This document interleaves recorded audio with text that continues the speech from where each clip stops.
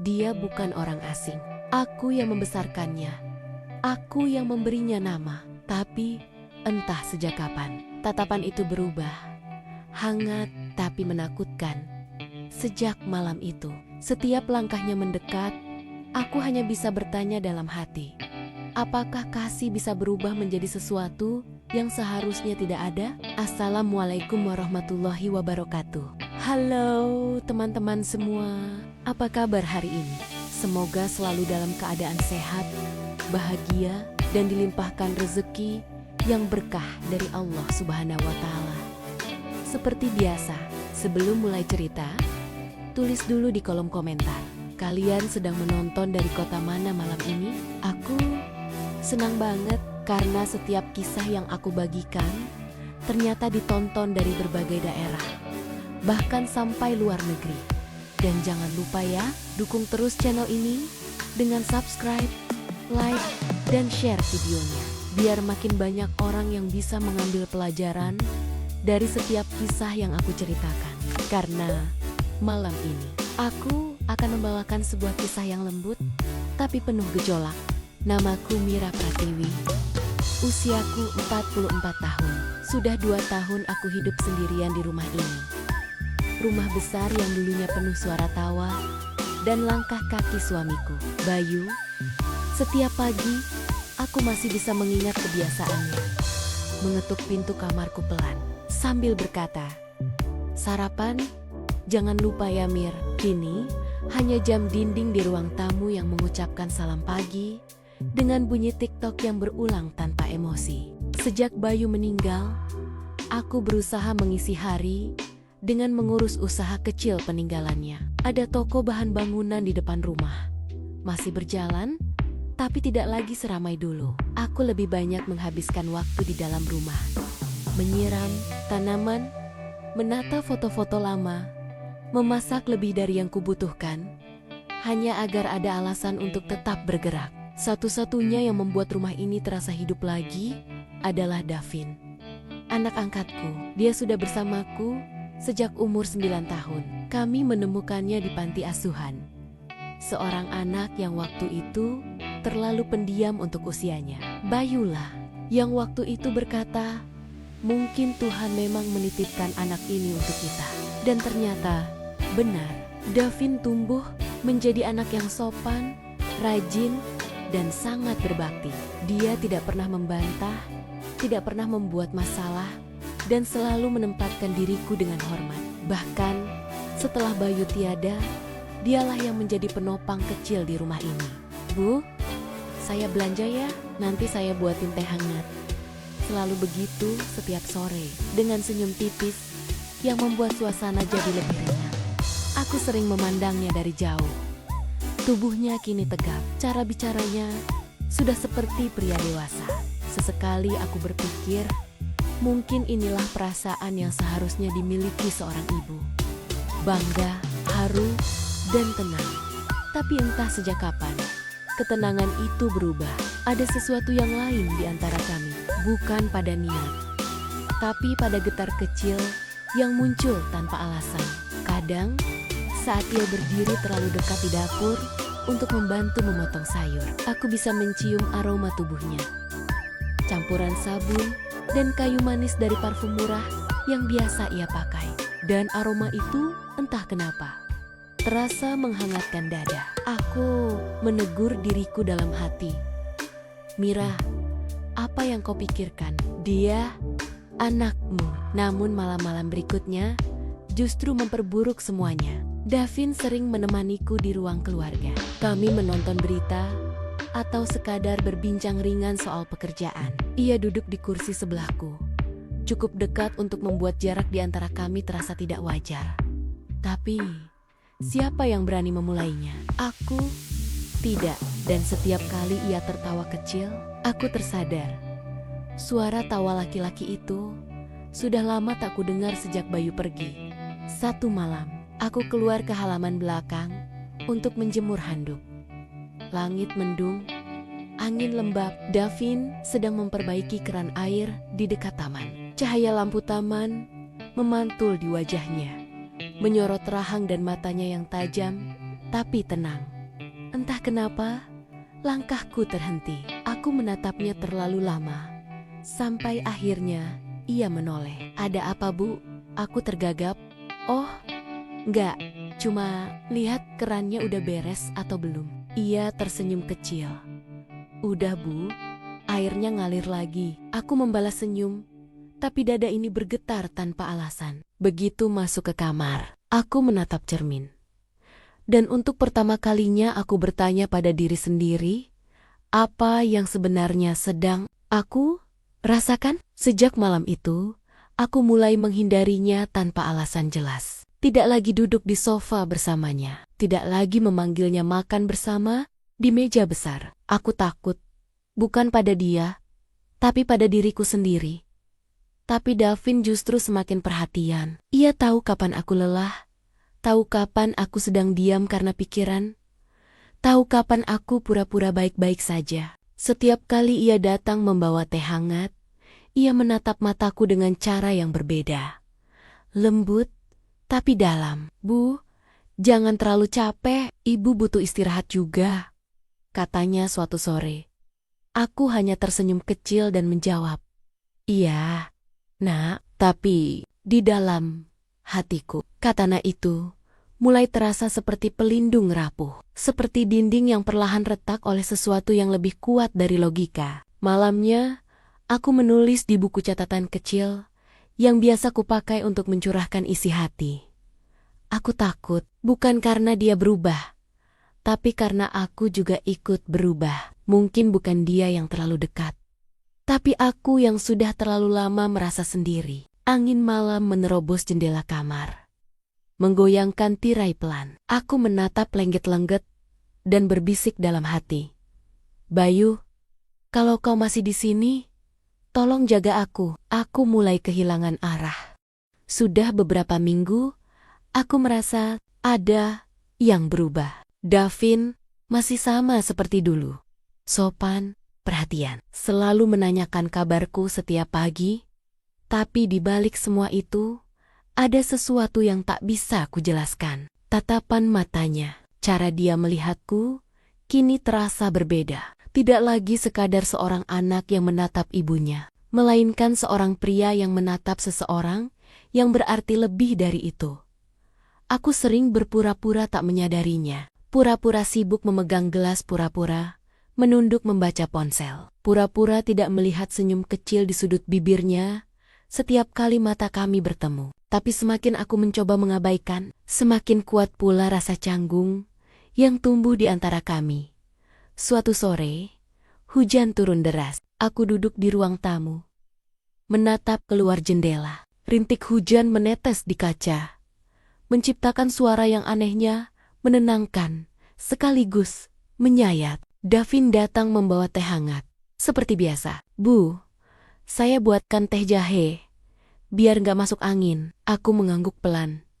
"Terima kasih, Nak." Tapi kata Nak itu, entah kenapa terasa berat, keluar dari bibirku malam itu. Ia duduk di sebelahku, cukup dekat, hingga aku bisa mencium aroma jahe yang masih hangat dari cangkir di tangannya. Lalu ia bicara pelan, tapi jelas, "Bu, kenapa akhir-akhir ini Ibu selalu menghindar?" Aku menoleh cepat.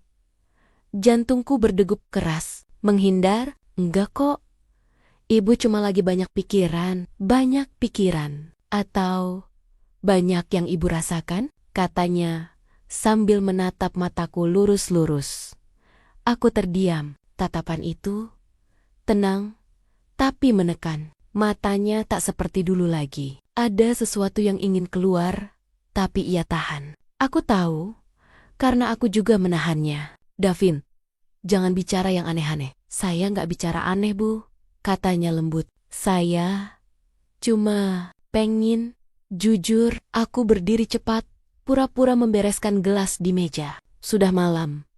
Kamu istirahat aja ya." Tapi langkahku berhenti saat ia berkata, "Bu, saya nggak bisa terus pura-pura." Suara itu lirih, tapi cukup untuk membuatku gemetar. Aku berbalik perlahan. Ia masih duduk di sofa, menatapku dengan mata yang basah, bukan karena air mata, Tapi karena beban perasaan yang ia tahan terlalu lama. Saya tahu ini salah, Bu.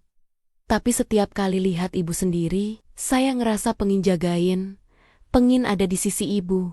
Saya nggak tahu sejak kapan, tapi saya ngerasa beda. Aku menatapnya lama. Ada luka dan kejujuran di wajah itu. Anak yang dulu kupeluk setiap kali ketakutan, kini tumbuh jadi pria yang membuatku takut. Bukan karena bahaya, tapi karena aku tahu aku tidak kebal terhadap kelembutan yang ia miliki.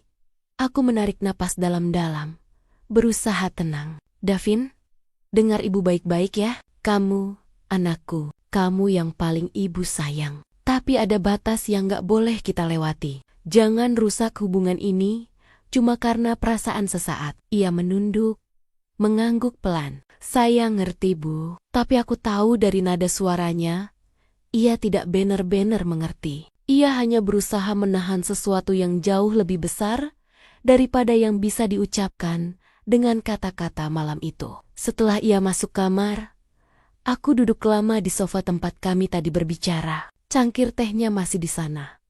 Uapnya sudah hilang, meninggalkan aroma jahe dan gula merah yang samar. Aku menyentuh cangkir itu perlahan. Dan untuk sesaat, aku merasa seolah masih bisa merasakan hangat tangannya di sana. Aku menatap ke arah jendela, di mana hujan masih turun. Dan aku sadar, bukan hujan yang membuat malam terasa dingin, tapi perasaan yang mulai tumbuh di tempat yang seharusnya steril dari cinta. Beberapa hari berikutnya, jarak antara kami jadi aneh. Kami tetap bicara, tapi tak pernah lagi lama. Setiap kali ia menatapku, aku menunduk. Setiap kali aku memanggilnya, ia hanya menjawab singkat lalu pergi. Namun, dalam diam itu, justru ada sesuatu yang semakin kuat. Sesuatu yang tidak bisa kutolak, tapi juga tidak berani kuakui. Aku mulai menulis lagi di buku catatanku. Mungkin yang salah bukan dia, tapi aku yang terlalu lama sendiri. Aku hanya butuh seseorang untuk berbicara. Tapi kenapa setiap kali dia tersenyum, aku merasa seperti wanita lagi, bukan hanya ibu. Aku menutup buku itu cepat-cepat, menatap bayangan diriku di cermin. Wajahku masih sama seperti dulu, tapi mataku berbeda. Ada sesuatu di sana yang tak bisa aku sembunyikan lagi. Aku tahu, sesuatu sedang tumbuh di antara kami. Dan yang paling menakutkan, bukan bagaimana itu dimulai, tapi bagaimana aku bisa menghentikannya sebelum semuanya terlambat. Malam itu, langit tampak murung. Awan pekat menggulung dari arah utara, membawa hujan yang turun tanpa aba-aba. Aku duduk di ruang tamu. Lampu sengaja kuredupkan. Suasana hening, hanya suara hujan yang jatuh di atap seng, berirama seperti bisikan dari masa lalu. Hari itu, aku lelah. Toko baru saja tutup.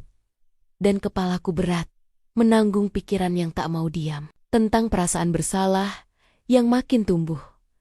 Tentang bayangan Davin yang selalu hadir di sela waktu. Aku menatap foto almarhum Bayu di meja. Senyum lembutnya seperti menatapku dari masa lalu. Aku nggak tahu harus gimana. Ya, kalau kau di sini, pasti kau tahu apa yang harus kulakukan. Tiba-tiba, terdengar suara pintu diketuk pelan. Bu, boleh saya masuk? Davin berdiri di ambang pintu, membawa 2 cangkir teh. Kausnya basah sedikit di bagian bahu. Mungkin karena hujan saat menutup pagar, wajahnya terlihat tenang. Tapi matanya menyimpan sesuatu. Entah rindu, entah resah. Aku buatkan teh jahe, Bu. Tadi, ibu kelihatan pucat. Terima kasih. Nak, duduk aja. Ia duduk di sebelahku. Jarak kami tak lebih dari 1 jengkal. Uap hangat dari cangkir naik pelan, tapi entah kenapa suhu ruangan justru terasa menurun. Beberapa menit kami hanya diam. Aku menatap lilin kecil di meja. Nyalanya bergetar tiap kali angin menerobos celah jendela. Lalu Davin memecah sepi itu. Bu, kenapa kita harus terus jaga jarak kayak gini? Aku menoleh. Cepat. Apa maksudmu? Saya nggak tahan ngelihat ibu terus ngerasa sendirian. Saya pengen deket, pengen jagain ibu. Apa itu salah? Nadanya lembut, tapi matanya serius. Tatapan itu seperti memanggil sisi dalam diriku yang sudah lama diam. Davin, tolong jangan ngomong gitu lagi. Ucapku pelan. Saya tahu ini salah, Bu. Lanjutnya. Tapi saya juga manusia. Saya ngerasa tenang. Cuma kalau di dekat ibu, aku ingin berdiri. Tapi kaki ini seolah menolak. Dia mendekat sedikit. Jarak kami makin tipis. Tangannya perlahan terangkat, bukan dengan keberanian, tapi dengan getar ragu. Dan menyentuh pipiku, hangat, lembut, tapi salah. Aku membeku. Waktu seakan berhenti di detik itu. Bibirnya hanya sejengkal dari wajahku. Aku bisa mendengar detak jantungnya, bisa mencium aroma hujan yang masih menempel di kulitnya. Dan untuk sesaat, aku tak tahu siapa yang lebih lemah, dia atau aku. Davin, bisikku pelan. Jangan. Kenapa? Saya cuma pengen dekat. Saya gak akan nyakitin ibu. Aku menelan ludah dalam benakku. Wajah Bayu melintas cepat, seolah mengingatkanku pada janji yang kubuat di depan makamnya untuk tetap menjadi ibu yang baik, untuk tidak kehilangan arah.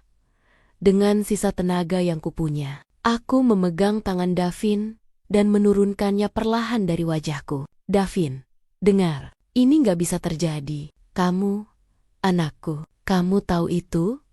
Kan? Ia menatapku lama. Napasnya berat. Iya, saya tahu, tapi kenapa? Rasanya gak bisa dikendalikan, Bu. Aku memalingkan wajah.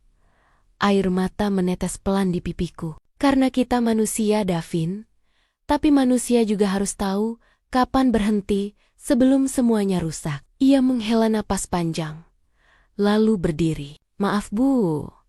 Saya gak akan ganggu ibu lagi. Dan ia pergi. Langkah kakinya menjauh di lorong, meninggalkan aroma teh jahe dan kesunyian yang memukul dada.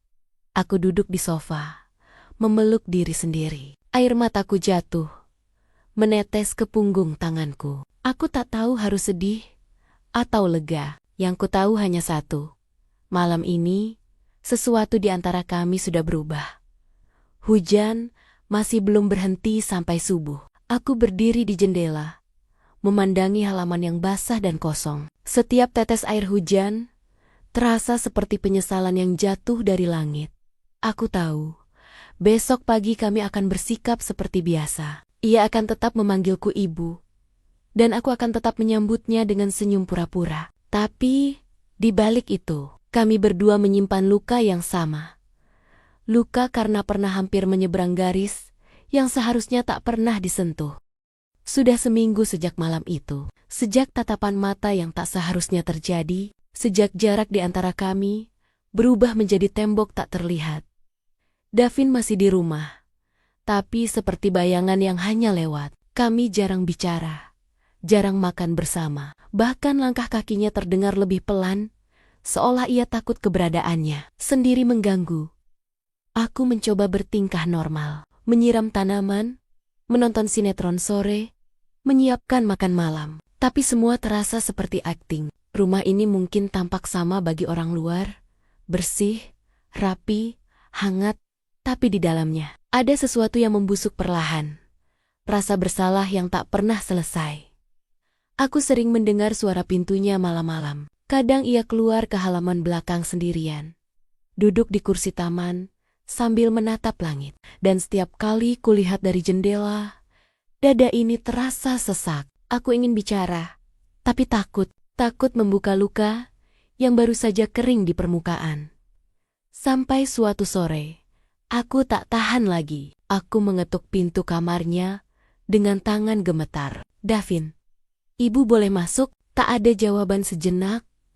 Lalu suara pelan dari dalam.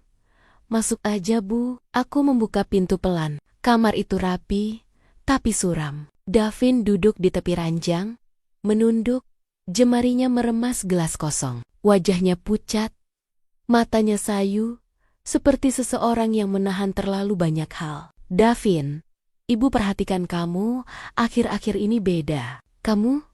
Kenapa? Gak apa-apa, Bu. Kamu bilang gak apa-apa. Tapi lihat diri kamu. Ia memotong pelan. Bu, tolong jangan pura-pura gak tahu. Aku terdiam. Jantungku berdegup kencang. Ia mendongak. Dan kali ini, matanya menatapku lurus. Tanpa ragu, tanpa lagi bersembunyi. Saya gak bisa bohong lagi, Bu. Saya sayang sama ibu. Kalimat itu jatuh seperti petir di sore mendung. Ruangan terasa berputar. Aku melangkah mundur sedikit. Davin, jangan bilang begitu. Saya tahu ini salah. Saya tahu ibu gak akan bisa nerima. Tapi saya juga gak bisa pura-pura lagi. Suaranya pecah, wajahnya tegang menahan emosi. Setiap kali saya lihat ibu sendiri, saya ngerasa pengin ada di sisi ibu. Saya pengin jagain ibu, bukan sebagai anak, tapi sebagai seseorang yang benar-benar cinta. Aku menutup mulut dengan tangan. Air mata mengalir, tanpa izin. Semua yang selama ini kutahan meledak. Bukan karena terkejut, tapi karena di lubuk hatiku. Aku tahu, aku pun merasakan hal yang sama. Aku berjalan mendekatinya, lututku bergetar. Davin, kamu gak tahu seberapa hancurnya ibu dengar itu, karena ibu juga berjuang untuk gak ngerasain hal yang sama. Ia menatapku kaget. Ibu? Iya, aku sayang kamu, Vin. Tapi bukan cinta yang bisa kita perjuangkan, bukan cinta yang bisa diterima siapapun. Ia menangis. Untuk pertama kalinya sejak kecil, air matanya jatuh, membasahi punggung tanganku ketika ia menggenggamnya. Kenapa cinta harus salah? Cuma karena cara kita saling menemukan, katanya. Lirih, aku memejamkan mata. Karena Tuhan gak pernah salah menempatkan rasa. Tapi manusia sering salah menafsirkannya. Kami terdiam lama. Suara hujan di luar jadi satu-satunya saksi percakapan yang seharusnya tak pernah terjadi. Setelah beberapa menit, ia berdiri. Mungkin saya harus pergi, Bu, supaya semuanya gak makin berat. Aku menatapnya lama, berusaha menahan air mata yang kedua kalinya ingin jatuh. Kalau itu yang terbaik buat kamu, pergilah nak, kata nak keluar lagi. Kali ini, tidak sebagai jarak, tapi sebagai doa. Ia menatapku satu kali lagi, lalu berjalan keluar kamar. Langkahnya pelan, tapi pasti. Dan setiap langkahnya terasa seperti serpihan hatiku yang ikut terbawa bersamanya. Aku berdiri di tengah kamar kosong, menatap pintu yang baru saja tertutup. Udara terasa berat. Lampu kamar tampak lebih redup dari biasanya. Aku tahu malam ini bukan akhir dari segalanya, tapi awal dari penyesalan yang akan kutanggung seumur hidup. Malam itu, aku duduk di ruang tamu sendirian. Di meja masih ada sisa teh jahe yang dibuatnya beberapa hari lalu. Aku menatap cangkir itu lama, lalu berkata pada diriku sendiri, mungkin cinta ini tidak untuk dimiliki, tapi bukan berarti harus disesali. Lalu aku menatap ke langit, berharap Bayu mendengar dari atas sana. Maafkan aku mencoba jadi kuat, tapi aku cuma manusia. Ya, cuma wanita yang terlalu lama hidup dalam sepi.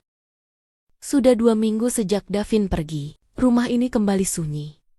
Hanya suara jam dinding dan gemerisik daun di halaman belakang yang menemaniku. Tidak ada lagi langkah kaki yang menuruni tangga di pagi hari. Tidak ada lagi suara cangkir yang diletakkan di meja makan setiap sore. Semua kembali seperti dulu. Tenang di luar, tapi berisik di dalam hati. Setiap pagi aku masih menyiapkan 2 cangkir teh. Lalu baru tersadar bahwa satu di antaranya tak akan disentuh siapapun. Aku tidak tahu apakah ini bentuk cinta, penyesalan, atau kebodohan. Yang ku tahu, kehilangan kali ini terasa berbeda. Bukan kehilangan karena maut, tapi karena pilihan. Pilihan untuk tidak saling menghancurkan dalam nama cinta yang salah. Davin tidak benar-benar hilang. Sesekali ia mengirim kabar lewat pesan singkat. Bu, saya kerja di toko elektronik sekarang. Bu, jangan lupa makan, Ya, Bu. Terima kasih buat semuanya. Pesan-pesan itu singkat, tapi setiap kali muncul di layar ponselku, selalu ada sesuatu yang mencubit perasaanku pelen-pelen. Suatu hari, sebuah amplop datang lewat pos. Di dalamnya ada surat tulisan tangan Davin. Rapi seperti dulu saat ia masih kecil. Bu Mira, saya minta maaf atas semuanya. Saya pergi bukan karena benci, tapi karena saya takut rasa ini makin salah. Saya janji bakal jaga diri, bakal belajar mengendalikan apa yang dulu saya kira cinta. Tapi ternyata cuma bentuk rindu yang keliru. Ibu udah kayak cahaya buat saya, hangat, tapi nggak bisa digenggam. Terima kasih udah ngasih saya hidup, nama, dan kasih sayang. Kalau nanti saya punya keluarga sendiri, saya pengen istri saya kayak ibu. Lembut, sabar, dan kuat. Aku membaca surat itu berulang-ulang. Air mataku menetes di setiap kalimat, antara sedih dan bangga. Sedih karena kehilangan, bangga karena ia memilih jalan yang benar. Malamnya aku duduk di teras, ditemani suara jangkrik dan aroma tanah basah setelah hujan. Langit malam Tasikmalaya bersih, bertabur bintang. Aku menatap jauh, seolah berharap bisa melihat langkah Davin di bawah langit yang sama. Dalam diam, aku berbicara dengan hatiku sendiri. Tuhan, jika cinta ini memang salah, tolong jadikan ia doa. Jangan kutuk rasa ini, cukup ajarkan aku cara melepaskannya dengan lembut. Hari-hariku berjalan perlahan. Aku kembali fokus ke toko, kembali tertawa dengan pelanggan, kembali menulis di buku harian kecilku. Tapi kali ini, ada yang berbeda. Aku belajar berdamai dengan kesepian. Aku tak lagi takut sendirian, karena aku tahu, aku masih punya hati yang bisa mencinta, meski tak lagi untuk dimiliki. Beberapa bulan kemudian, sebuah pesan singkat datang lagi. Bu, saya mau menikah. Aku menatap layar lama sekali, sebelum akhirnya tersenyum. Bibirku bergetar. Tapi bukan karena sedih. Ada rasa lega. Seolah beban panjang itu akhirnya menemukan tempat untuk diletakkan. Selamat ya, Nak. Semoga bahagia. Dan semoga perempuan itu bisa menjagamu, seperti dulu aku menjagamu. Air mataku jatuh satu tetes. Tapi kali ini rasanya hangat. Karena ternyata cinta yang benar tidak selalu harus memiliki. Beberapa hari setelahnya, aku menulis sesuatu di buku catatanku. Kalimat terakhir yang akan selalu kuingat setiap kali aku melihat kursi kosong di ruang tamu. Cinta tidak pernah salah. Yang salah adalah ketika kita membiarkannya tumbuh di tempat yang tidak seharusnya. Tapi cinta yang kita lepaskan dengan doa akan berubah jadi berkat yang menenangkan hati. Aku menutup buku itu, meniup lilin di meja, lalu berjalan ke arah balkon. Angin malam berhembus lembut, membawa aroma tanah dan kenangan yang pelan-pelan pudar. Aku memeluk diriku sendiri dan berbisik pelan, terima kasih, Davin, karena lewat rasa yang salah, aku belajar arti cinta yang benar. Dalam hidup, kita sering berpikir bahwa cinta selalu harus dimiliki. Tapi ternyata ada cinta yang justru menyelamatkan ketika kita berani melepaskannya. Aku, Mira, belajar bahwa menjadi manusia berarti bisa mencinta tanpa harus memiliki, bisa kehilangan tanpa harus membenci, dan bisa merelakan tanpa berhenti mendoakan. Karena cinta yang tulus tidak butuh tempat untuk tinggal, cukup ruang di hati, agar ia bisa tetap hidup, bahkan setelah perpisahan.